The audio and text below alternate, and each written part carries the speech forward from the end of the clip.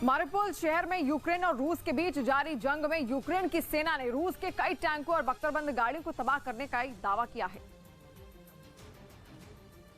तरफ से जारी किया गया, जिसमें रूस के एक टैंक पर ताबड़तोड़ हमले होते दिखाई दिए। इन हमलों से टैंक को बचाने के लिए रूस के सैनिकों ने पूरी कोशिश की, लेकिन उनकी ये कोशिश नाकाम रही। बताया गया कि रूस का ये टैंक वहां के रिहायशी इलाकों को निशाना बना रहा था, जिसकी जानकारी मिलते ही यूक्रेन की सेना दुश्मन के टैंक पर कहर बनकर टूट पड़ी और कुछ ही पलों में उसे तहस नहस कर दिया। जिसके बाद जलते हुए टैंक से रूस का एक सैनिक जान बचाने के लिए गाड़ी से कूदकर भागता हुआ नजर आया। इस दौरान उस पर भी गोले दागे गए। रूस की सेना ने यूक्रेन पर ड्रोन से हवाई हमले तेज कर दिए, जिसके कुछ वीडियो भी रूस के रक्षा मंत्रालय की ओर से जारी किए गए, जिनमें एक वीडियो चर्निव शहर के बाहरी इलाके में किए गए हमले का बताया गया, जिसमें रूसी सेना का ड्रोन एक रेलवे स्टेशन के पास मौजूद यूक्रेन की सेना के हथियारों के गोदाम और उसके पास खड़े ट्रकों को निशाना बनाता दिखा। इस हमले के बाद गोदाम से आग की ऊंची ऊंची लपटें उठती नजर आईं और वहां से निकल रहा काले धुएं का गुबार पूरे इलाके में फैल गया। इसी तरह का एक और वीडियो रूस की तरफ से जारी किया गया। हालांकि रूस की ओर से इस हमले की लोकेशन नहीं बताई गई, लेकिन जो तस्वीरें सामने आई उनमें रूसी सेना का एक ड्रोन यूक्रेन की सेना के ठिकानों पर बम गिराता नजर आया। इस हमले में धमाकों के साथ यूक्रेन की सेना की कई पोस्ट तबाह हो गईं। और रूस और यूक्रेन के बीच आज युद्ध का 22वां दिन हो चला है। रूस की तरफ से लगातार यूक्रेन के कई शहरों में बमबारी की जा रही है और इस बीच अमेरिकी राष्ट्रपति जो बाइडेन ने रूसी राष्ट्रपति व्लादिमीर पुतिन को यूक्रेन पर आक्रमण को लेकर उन्हें युद्ध अपराधी बताया है। बाइडेन ने कहा कि पुतिन एक युद्ध अपराधी हैं। यूक्रेन पर हमले के बाद से ये पुतिन और रूसी कार्रवाई की किसी अमेरिकी नेता की ओर से अब तक की सबसे तीखी निंदा है। इस बीच अमेरिकी सीनेट के ने सर्वसम्मति से एक प्रस्ताव भी पारित किया है, जिसमें रूसी राष्ट्रपति व्लादिमीर पुतिन की आलोचना की गई है और उन्हें युद्ध अपराधी घोषित किया गया।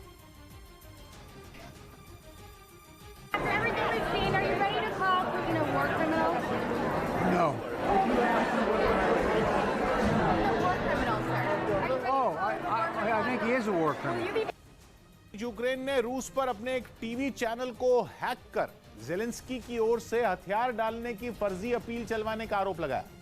इसका एक वीडियो भी यूक्रेन के अधिकारियों ने जारी किया और दावा किया कि यूक्रेन 24 नाम के इस टीवी चैनल को हैक कर उस पर चल रहे कार्यक्रम के दौरान नीचे चल रही लाइन पर फर्जी खबर चला दी गई, जिसमें राष्ट्रपति ज़ेलेंस्की की ओर से यूक्रेन की सेना से हथियार डालने की अपील की गई थी और इसकी भनक लगते ही आनन फानन में चैनल पर चल रहे कार्यक्रम को रोक दिया गया।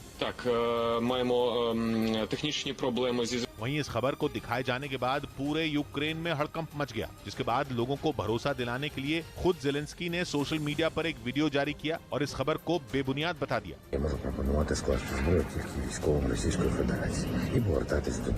यही नहीं, यूक्रेन ने इस हरकत को बचकाना करार दिया और इसके पीछे रूसी सरकार के हैकर्स का हाथ होने की बात कही।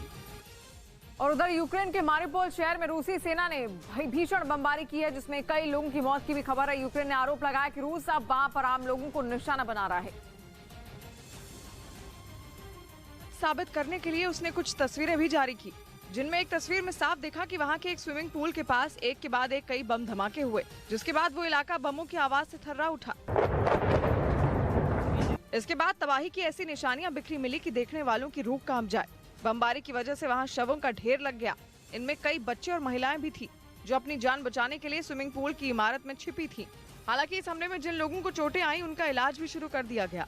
इसी तरह का हमला वहां के एक थिएटर पर भी किया गया, जिसमें कई लोगों की मौत की खबर है। बताया गया कि जिस थिएटर पर हमला हुआ वहां करीब 1000 लोग हवाई हमलों से जान बचाने के लिए छिपे थे। यूक्रेन ने सुमय में रूसी फौज के होवित्जर तोपों की एक डिवीजन को तबाह कर देने का दावा किया। यूक्रेन की तरफ से इस हमले का एक वीडियो भी जारी किया गया, जो सुमय के त्रोत्सेनेत्स इलाके का बताया गया। सुमय का यह इलाका पूरी तरह से बर्फ से ढका दिखाई दिया। तभी वहां एक धमाका हुआ और धुआं उठता नजर आया। इसके बाद वहां काफी बड़ा इलाका आग से घिरा दिखाई दिया। यूक्रेन के मुताबिक उनके हमले के बाद रूसी सेना की कई होवित्जर तोप आग की लपटों से घिर गईं और उनसे निकला धुआं कई किलोमीटर दूर तक नजर आया। यूक्रेन ने रूसी सेना पर रात में हुए एक हमले की तस्वीरें भी जारी की, जिनमें एक बड़े इलाके में एक के बाद एक कई धमाके होते दिखाई दिए। रात के अंधेरे में आग की ऊंची लपटें आसमान की तरफ बढ़ती नजर आईं। बताया गया कि इस हमले में एक रेलवे स्टेशन के पास छिपाकर रखे गए रूसी सेना के हथियारों को बर्बाद कर दिया गया। और यूक्रेन और रूस के बीच युद्ध के 22वें दिन भी लगातार बमबारी जारी है और खबर है कि यूक्रेन के मारिउपोल में रूस ने एक थिएटर पर बम बरसाए हैं। इस हमले में कई लोगों की मौत की आशंका जताई जा रही। बताया जा रहा है कि युद्ध के दौरान हमलों से बचने के लिए करीब 1000 लोग इस थिएटर में छिपे हुए थे, जहां पर रूसी सेना ने लगातार बमों से हमला किया और उसकी अटैक की तस्वीरें भी सामने आ रही है। देखिए एक के बाद एक किस तरीके से मिसाइलें लगातार दागी जा रही हैं यहाँ पर रूस की ओर से। और यहाँ पर एक थिएटर को निशाना बनाया गया था, क्योंकि थिएटर रिहायशी इलाका तो नहीं है, लेकिन ऐसे में वहां पर लोग छिपे हुए थे ताकि किसी भी तरीके से इस थिएटर पर अटैक नहीं करेगा रूस, लेकिन फिर भी उसकी ओर से भी वहां पर भी बम बरसाए गए और उसके बाद पूरे के पूरे इलाके को तहस नहस कर दिया, जिसकी तस्वीरें भी सामने आई। यूक्रेन में जारी रूस की गोलाबारी की वजह से निकोलेव में एक तेल डिपो में आग भड़क उठी। बताया गया कि इसमें कई लीटर तेल मौजूद था और इसकी खबर लगते ही रूसी फौज ने उसे निशाना बनाकर गोलियां दागी, जिसकी वजह से वहां आग लग गई। डिपो में मौजूद तेल ने इसे भड़कने में और मदद की, जिसके बाद वहां आग के बड़े बड़े गोले बनते नजर आए। चंद सेकंड के अंदर पूरा का पूरा डिपो जलकर राख हो गया। रात के अंधेरे में जलता डिपो और उससे निकलने वाले धुएं की वजह से वो किसी ज्वालामुखी जैसा दिखाई पड़ा, जिसका वीडियो वहां मौजूद एक शख्स ने बना लिया। और उधर यूक्रेन ने यह दावा किया है कि उसके फौजियों ने रूस के एक सैन्य ठिकाने को तबाह कर दिया और रूस के सैनिकों का ये ठिकाना कीव के बाहरी हिस्से में था, जो कीव पर कभी भी हमला कर सकता था। लेकिन दावा है कि उससे पहले ही उसे यूक्रेन की सेना ने निशाना बना लिया। इस जवाबी कार्रवाई का यूक्रेन की फौज ने एक वीडियो भी जारी किया, जिसमें रूसी सैनिकों पर भारी बमबारी होती दिखाई दी। एक के बाद एक दागे गए बमों ने रूसी सेना के ठिकाने को तबाह कर दिया। इसके बाद वहां से आग की लपटें और धुएं का गुबार आसमान की तरफ उठता दिखाई दिया।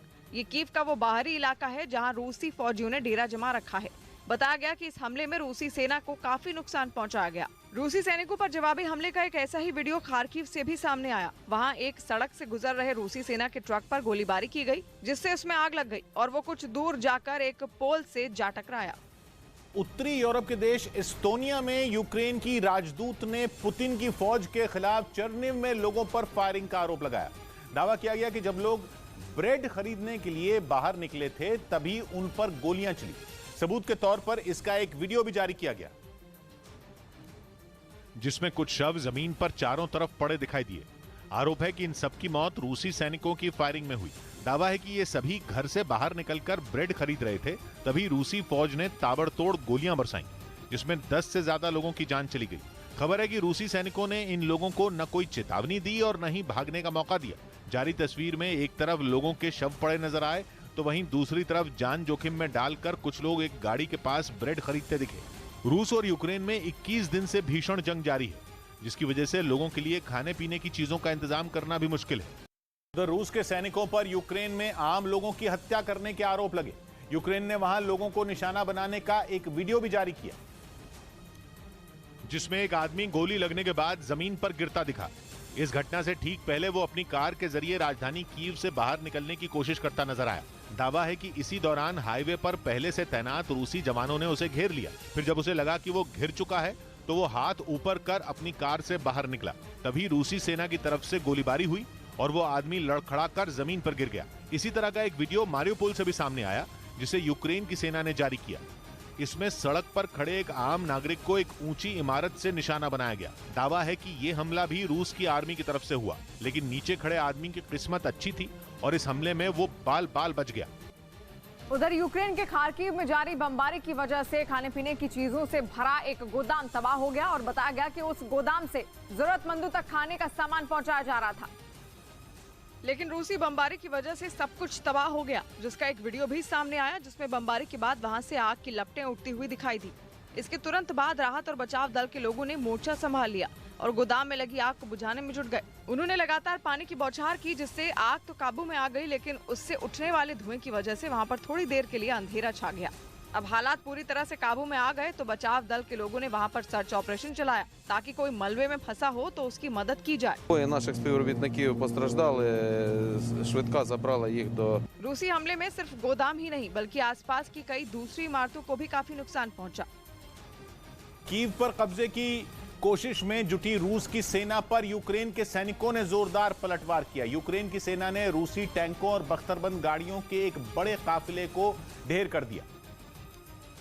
जिसका एक वीडियो भी वहां की सेना ने जारी किया। वीडियो में यूक्रेन की सेना रूसी टैंकों के काफिले पर भारी बमबारी करती दिखाई दी। पूरी तरह से शांत इलाके में पहले एक धमाका हुआ, धूल का बड़ा गुबार उठता दिखाई दिया। इसके बाद तो मानो धमाकों की झड़ी लग गई। एक के बाद एक दागे गए कई बमों ने रूसी सेना के काफिले को पूरी तरह तबाह कर दिया। हालांकि यह हमला किस जगह किया गया इसकी जानकारी नहीं दी गई, लेकिन यूक्रेन ने दावा किया कि उसके हमले में रूसी सेना को भारी नुकसान हुआ। जबकि रूस की सेना पर यूक्रेन के पलटवार के बीच कीव रूसी मिसाइलों की मार से थर्राता रहा। वहां रूस की मिसाइलों ने फिर शहर के बीच बनी रिहायशी बिल्डिंगों को निशाना बनाया। और वहां से आई एक तस्वीर में एक इमारत की कई मंजिलों में आग लगी दिखाई दी। धमाके की वजह से सड़क पर इमारत के बड़े बड़े टुकड़े टूट कर गिर गए। नीचे खड़ी गाड़ियां टिन के डब्बों की तरह पिचक गईं। बिल्डिंग में आग लगने के बाद कई लोग उसमें फंस गए, जिन्हें निकालने के लिए रेस्क्यू टीम वहां पहुंची। उन्होंने जल रही बिल्डिंग से लोगों को निकालना शुरू कर दिया, जिसके बाद इमारत से बचकर निकले लोग वहीं एक सड़क के किनारे अपने बचे कुचे थोड़े से सामान के साथ बैठे नजर आए। एक महिला तो अपना सब कुछ बर्बाद हो जाने पर फूट फूट कर रोती दिखाई दी। हालांकि कई घंटों की मेहनत के बाद उस इमारत में लगी आग को बुझा लिया गया। यूक्रेन जंग में पुतिन की एलीट फोर्स को बड़ा झटका लगा। रूस की ये फोर्स जंग के मैदान की हर जानकारी राष्ट्रपति तक पहुंचाती, या यूं कहें कि सीधा उन्हीं के इशारों पर काम करती।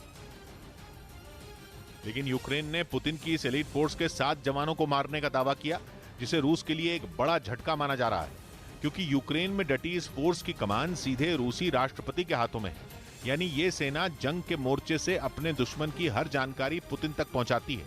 लेकिन दावा है कि इस एलीट फोर्स को यूक्रेन में मुंह की खानी पड़ी। यूक्रेन में एलीट फोर्स ही नहीं, बल्कि पुतिन के करीबी अधिकारी भी ज़ेलेंस्की की सेना के निशाने पर आ गए। एक दिन पहले यूक्रेन की तरफ से कुछ इसी तरह का दावा किया गया था। इसमें मारियोपोल में रूसी जनरल को मारने की बात कही गई थी। यूक्रेन के मुताबिक अब तक रूस के 3 बड़े अफसरों की जंग के मैदान में जान जा चुकी है।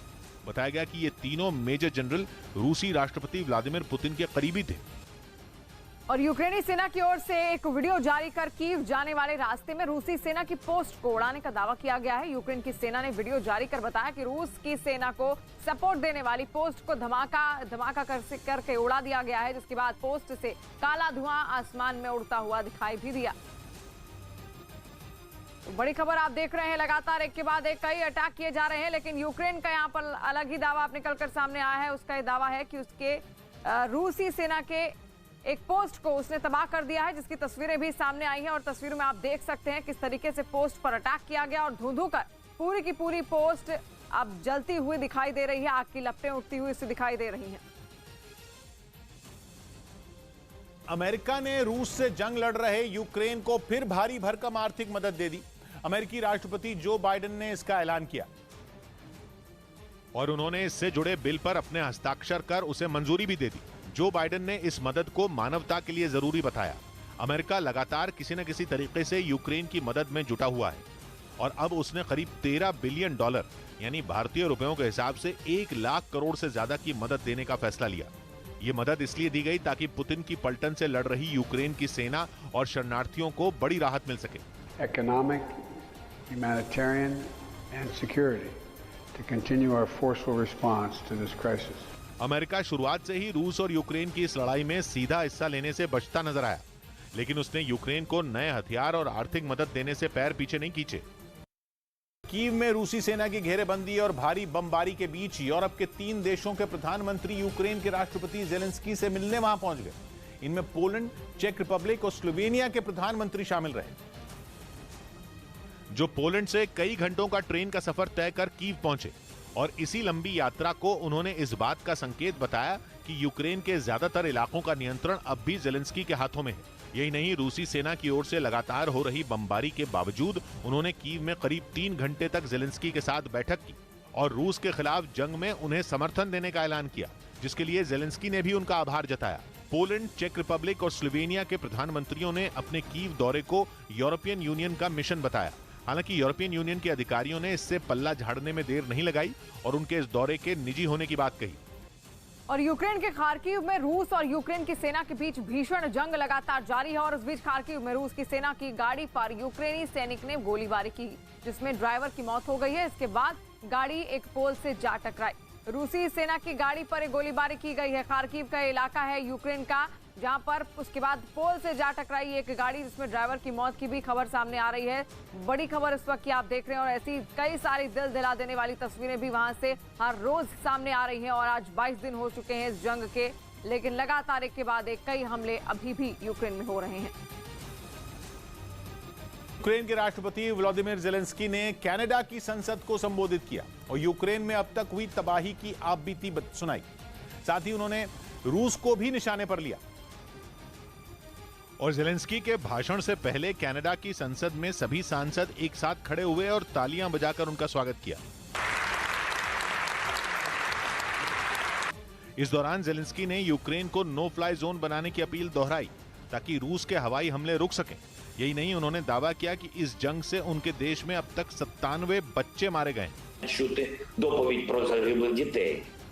Так, ви президент. इस मौके पर यूक्रेन के राष्ट्रपति ने कनाडा की संसद में रूस पर आर्थिक और सैन्य दबाव बढ़ाने की मांग की।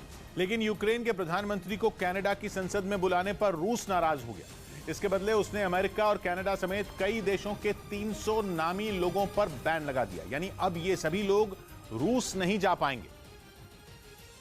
और इन्हीं लोगों में अमेरिकी राष्ट्रपति जो बाइडेन के अलावा कनाडा के पीएम जस्टिन ट्रूडो का नाम भी शामिल है। जस्टिन ट्रूडो का नाम इसलिए क्योंकि उनकी सरकार ने भी अमेरिका की तरह यूक्रेन का समर्थन किया, जिसकी एक झलक कनाडा की संसद में भी दिखी, जहां ट्रूडो ने ज़ेलेंस्की को चैंपियन तक बता दिया।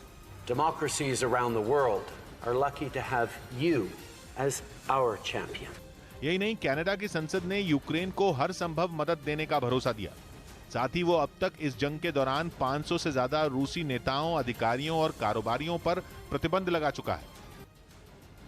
और इस वक्त की बड़ी खबर सामने आ रही है। रूस से बातचीत पर ज़ेलेंस्की का बयान निकलकर सामने आया है। रूस के साथ बातचीत जारी है, ये कहा गया है ज़ेलेंस्की की ओर से, और रूस से युद्ध जल्द खत्म हो, ये भी कहा गया है। ज़ेलेंस्की जो कि यूक्रेन के राष्ट्रपति हैं, यूक्रेन की सुरक्षा की गारंटी मिले, इस बात का जिक्र उन्होंने किया। और रूस से बातचीत पर ज़ेलेंस्की का बयान सामने आया है। रूस के साथ बातचीत हुई है। इस वक्त की बड़ी खबर आप देख रहे हैं। लगातार 22 दिन आज हो चले हैं और जंग और भीषण होती जा रही है। और ऐसे में रूस और ज़ेलेंस्की की बातचीत जो हुई है, उसमें ज़ेलेंस्की ने साफ कहा है कि किसी भी तरीके से रूस के साथ बातचीत जारी रहेगी और ऐसे में दुनिया का समर्थन उसको चाहिए। रूस से युद्ध जल्द खत्म हो, ये कहा गया है ज़ेलेंस्की की ओर से। यूक्रेन की सुरक्षा की गारंटी मिले, ये कहा गया है ज़ेलेंस्की की ओर से साफ साफ।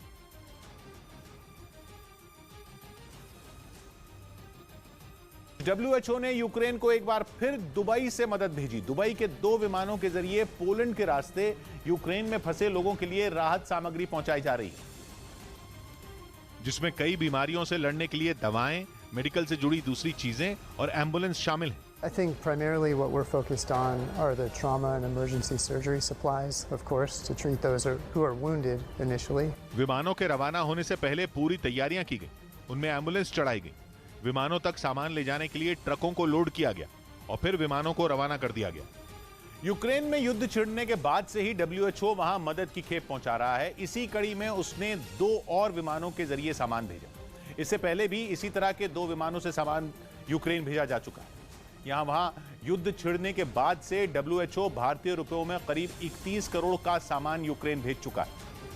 और रूस यूक्रेन युद्ध के बीच अमेरिकी राष्ट्रपति जो बाइडेन ने यूक्रेन को करीब 6100 करोड़ रुपए की अतिरिक्त सुरक्षा सहायता देने की घोषणा कर दी है। जो बाइडेन ने कहा है कि नए सहायता पैकेज में यूक्रेन को अमेरिका 800 एंटी एयरक्राफ्ट सिस्टम देगा।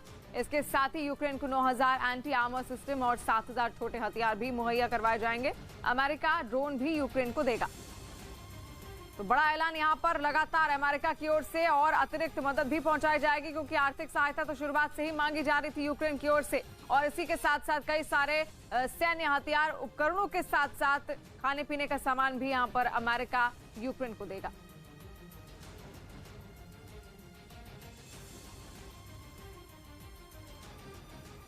$800 million in assistance.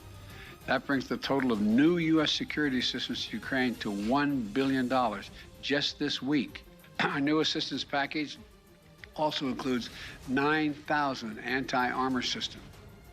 Ukraine Poland border पर मौजूद मेदेका शहर के एक स्पोर्ट्स सेंटर को शरणार्थी कैंप में बदल दिया गया।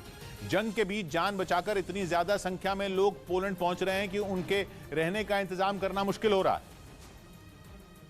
ऐसे में एक बड़े स्पोर्ट्स सेंटर को ही उनके रहने का ठिकाना बना दिया गया। तस्वीरों में ये कैंप पूरी तरह से खचाखच भरा नजर आया। महिलाएं और छोटे बच्चे अंदर आराम करते दिखे। कैंप में लोगों के लिए खाने पीने का पूरा इंतजाम किया गया। यूक्रेन से लोगों के पलायन का सिलसिला लगातार जारी है और भारी संख्या में लोग पड़ोसी मुल्क पोलैंड पहुंच रहे हैं। W różnym stopniu wypełnione. Bywało i tak, że było tutaj 600 osób. Ukraine से आए लोगों को ठहराने के लिए पोलैंड ने अब तक कई स्पोर्ट्स सेंटर को शरणार्थी कैंप में बदल दिया है।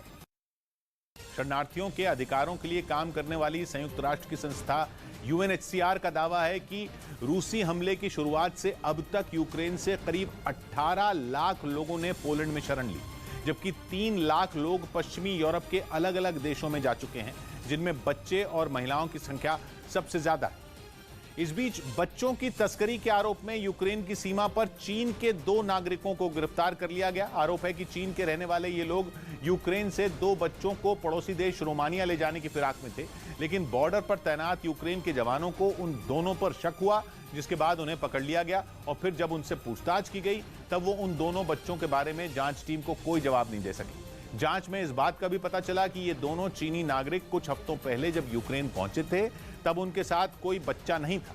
इस बीच खबर है कि यूक्रेन में छिड़ी जंग के बाद अलग अलग देशों में शरण लेने वाले लाखों लोग मानव तस्करी करने वालों के निशाने पर हैं। वहीं पोलैंड और रोमानिया में शरणार्थियों के शिविरों के आसपास मानव तस्करी करने वाले लोग काफी सक्रिय हो गए। यूक्रेन के खार्किव में जिन जगहों पर रूस की सेना का कब्जा हो चुका है, वहां फंसे हुए लोगों की मदद के लिए भी नए सिरे से अभियान छेड़ा गया है, जिसकी तस्वीरें खुद रूस की सेना ने जारी की।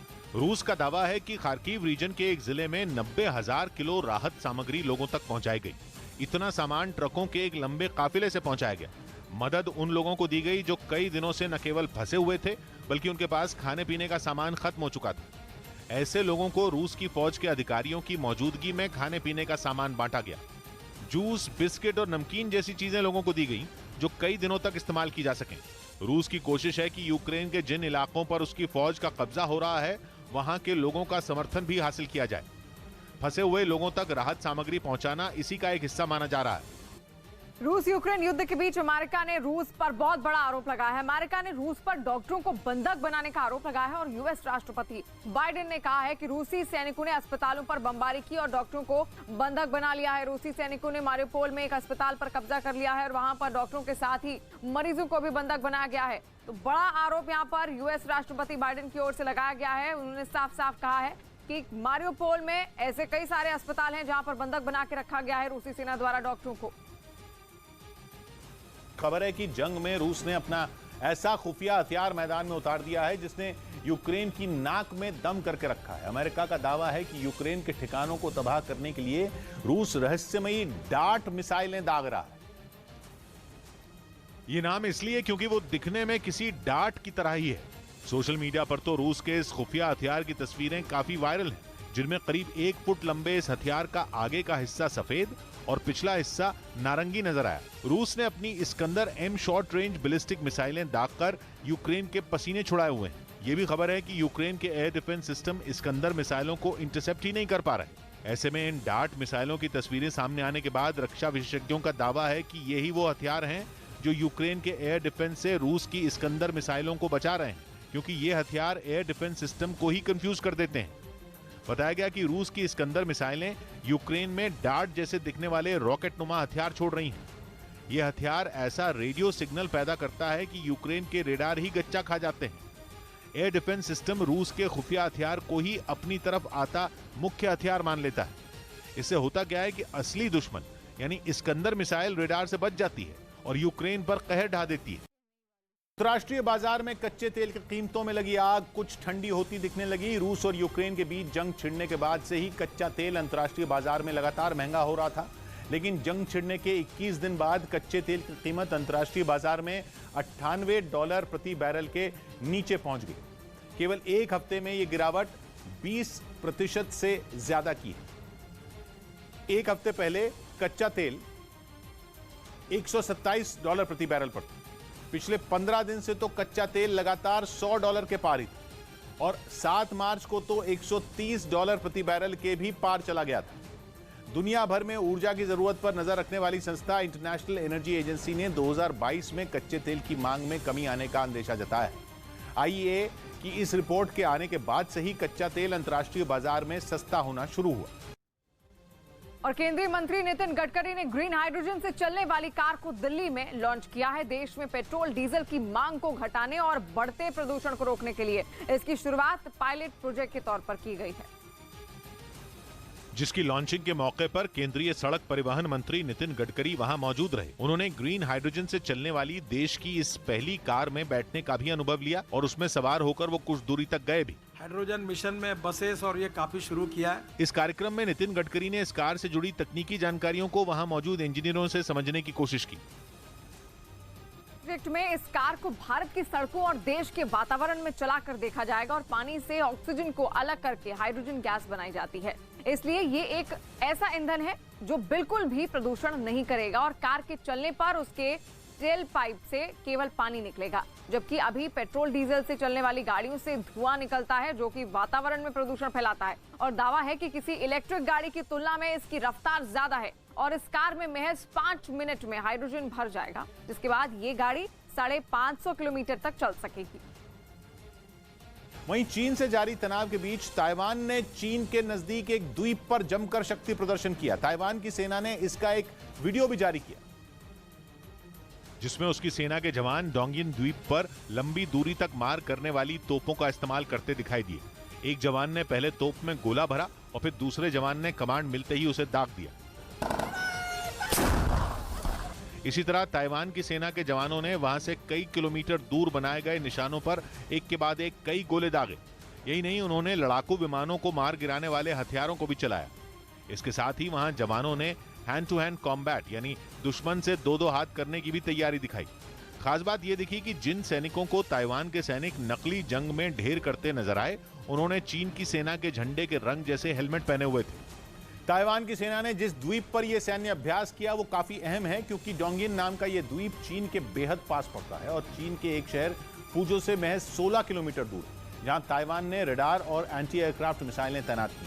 असल में फरवरी में चीन का एक विमान इसी डोंगविन द्वीप के पास उड़ता देखा गया था, जिसके बाद ताइवान ने इसे चीन का तनाव पैदा करने वाला एक कदम बताया था। लेकिन अब चीन ने ताइवान पर ही पलटवार कर दिया। उसने ताइवान पर फिर नाराजगी जताई और इसके लिए चीन ने रूस और यूक्रेन की जंग का सहारा लिया। चीन ने आरोप लगाया कि यूक्रेन की मदद करके ताइवान खुद को उसके जैसा दिखाना चाहता है ताकि उसे सहानुभूति मिल सके। साथ ही यूक्रेन को भेजी गई मदद के लिए भी चीन ने ताइवान को घेरा। चीन ने रूस पर प्रतिबंध लगाने के कई देशों के फैसलों का साथ देने के लिए भी ताइवान पर आंखें तरेरी। और उत्तर प्रदेश में योगी की नई सरकार को लेकर तैयारियां तेज हो गई हैं। बुधवार को दिल्ली में नई सरकार के गठन पर लंबी बैठक हुई और करीब 6 घंटे तक चली इस बैठक में यूपी के कार्यवाहक सीएम योगी आदित्यनाथ के साथ ही बीजेपी अध्यक्ष जेपी नड्डा, राष्ट्रीय संगठन महामंत्री बीएल संतोष, यूपी बीजेपी के अध्यक्ष स्वतंत्र देव सिंह, संगठन महामंत्री सुनील बंसल और योगी की पिछली सरकार के दोनों डिप्टी सीएम केशव प्रसाद मौर्य और दिनेश शर्मा शामिल हुए।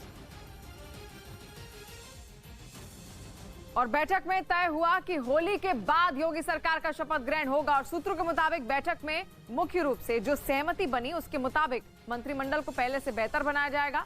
मंत्रिमंडल में जातीय समीकरण का ध्यान रखा जाएगा। मंत्रिमंडल में महिलाओं की भूमिका बढ़ाई जाएगी। मंत्रिमंडल में क्षेत्रीय समीकरण का ध्यान भी रखा जाएगा और अनुसूचित जाति के मंत्रियों को उचित भागीदारी मिलेगी। शिक्षित विधायकों की भागीदारी बढ़ाई जाएगी।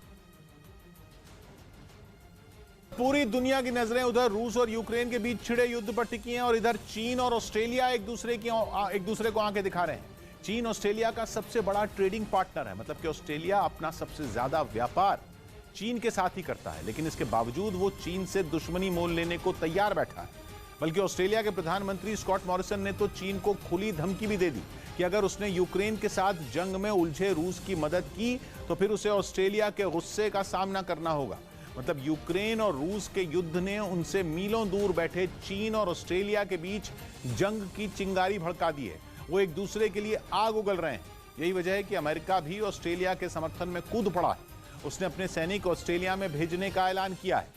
खबर है कि अमेरिका की मरीन फोर्स के करीब 2200 सैनिक सितंबर-अक्टूबर तक ऑस्ट्रेलिया की नॉर्दर्न टेरिटरी में तैनात हो जाएंगे। ये वो सैनिक होंगे जिन्हें जमीन से आसमान में लॉन्च होने वाली मिसाइलें चलाने में महारत हासिल है। अमेरिका के ये जवान ऑस्ट्रेलिया की सेना के साथ मिलकर युद्ध का अभ्यास करेंगे, आपदा प्रबंधन और बचाव अभियान चलाने की ट्रेनिंग भी लेंगे। अमेरिका के लगभग 1000 जवान तो नॉर्दर्न टेरिटरी की राजधानी डार्विन में लैंड कर भी चुके हैं। दुनिया के नक्शे पर डार्विन शहर की लोकेशन बेहद अहम है। डार्विन सिर्फ चीन ही नहीं बल्कि इंडोनेशिया, फिलीपींस, जापान, दक्षिण कोरिया, मलेशिया और ताइवान जैसे 1 दर्जन से ज्यादा एशियाई देशों के दक्षिण में है। और तो और उसके समुद्र किनारे बसे होने की वजह से वो व्यापार का भी अहम रूट है। अमेरिकी जवानों की ये टुकड़ी ऑस्ट्रेलिया में उस अभियान का हिस्सा होगी जो कि अमेरिका इंडो पैसिफिक यानी हिंद और प्रशांत महासागर के हिस्सों में चला रहा है, ताकि कल को अगर चीन ताइवान पर धावा बोल दे तो उसे बचाया जा सके।